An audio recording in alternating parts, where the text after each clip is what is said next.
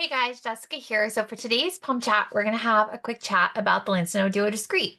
I actually have already done a review on this. I did that as a collab with Allison with New Little Life. It is over on her channel and I will link it down below. And my opinion on this pump hasn't actually really changed. I don't hate the Lansinoh Duo Discreet. However, I do hate the way that it's being marketed, and I hate the idea that insurance benefits are being used for this pump because this is literally not a standard breast pump. This is a part-time use cheapy breast pump. This is a rebranded NCVI S32. There's nothing wrong with an S32 pump. We actually have lots of variations of it out there. It's one of the best performers because of the angle of the flange and the fact that there is no like hard ring to this. It is slightly cushioned, which means as long as you have the right flange fit and bra fit, you should get a decent seal against the breast with minimal compression, which means we should get pretty good pump performance and pump output from this. However, the big issue with the S32 and the reason I don't like seeing it purchased through insurance is one, that's a $50 to $80 pump on Amazon, which means when it is being marketed as 160 by Lansinoh, you are getting ripped off. That is no different than a car manufacturer selling the exact same car for two wildly different prices. Like we're talking Kia Rio prices being marketed as a Mercedes. It does not compute. That economic disparity is not okay. So with this one, the big beef that I have with this is some pumps die a dramatic death. When a Willow Go, when an LVOG, when they die, they go from working to dead. We see very minimal time period where we're like, I don't know if that pump is working right, which means there's very minimal risk to the milk supply in terms of using a pump that is dying. This one dies a slow death. So it only has a limited number of hours, just like a lot of wearable pumps out there, which that is something that, it's just a common thing with the wearables.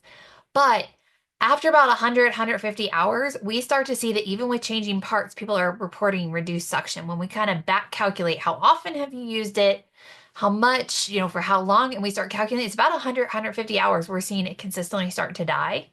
We know that it's not working because we can readjust the franchising, readjust the bra fit. We can have them use a new version that has limited motor life usage and they notice a difference. My local testers here noticed a difference between the one that had heavy usage and the one that didn't.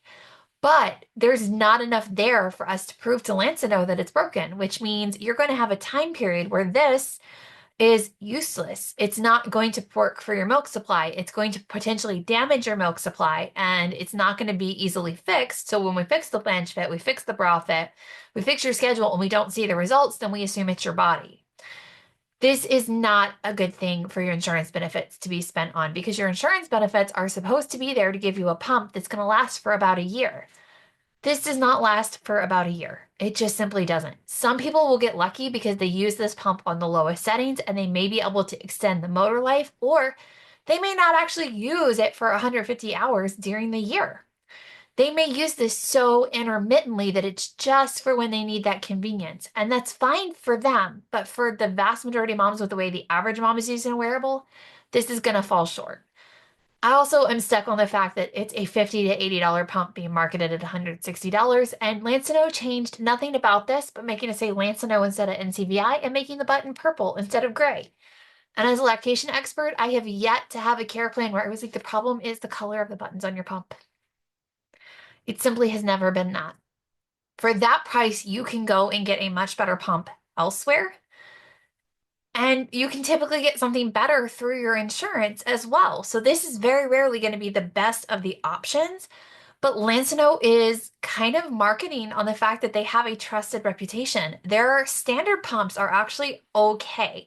Their older ones, like the original Smart Pump, that wasn't that great. The Smart Pump 3.0 is actually a pretty decent pump. It has about 400 to 500 hour motor life. It does a decent enough job. I really don't have a whole lot of concerns with that one.